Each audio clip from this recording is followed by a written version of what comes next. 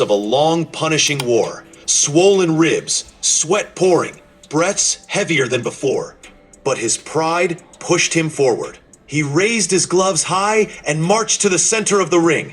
Crawford, calm and calculated, looked like a man who had been waiting for this exact moment.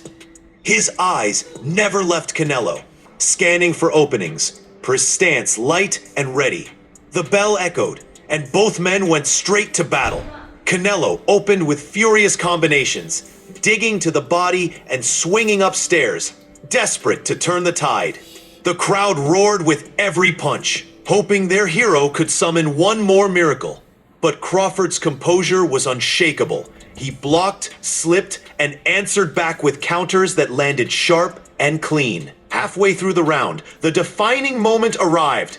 Canelo lunged forward with a looping right, but Crawford read it like a book. He fired a devastating straight right hand directly down the middle.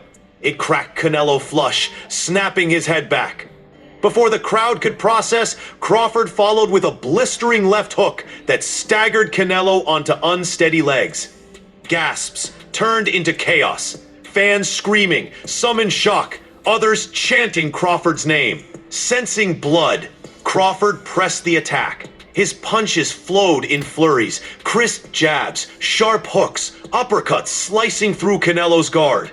Each one landed with precision, unanswered. Canelo's back touched the ropes, his defense faltering, his counters desperate but wild. The final 30 seconds felt like an eternity. Crawford unleashed a storm of punches, commanding the ring, while Canelo fought only on willpower. The crowd's roar reached a fever pitch as the bell finally rang, saving Canelo from a possible stoppage.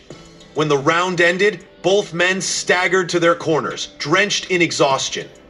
The arena was electric. They had just witnessed a battle for the ages.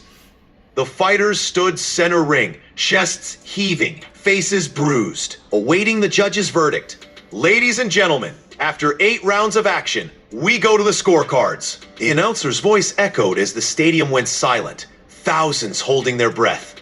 All 3 judges score the contest, 78-74. For your winner by unanimous decision. The pause lasted only a second, but it felt like forever. Terence "Bud" Crawford.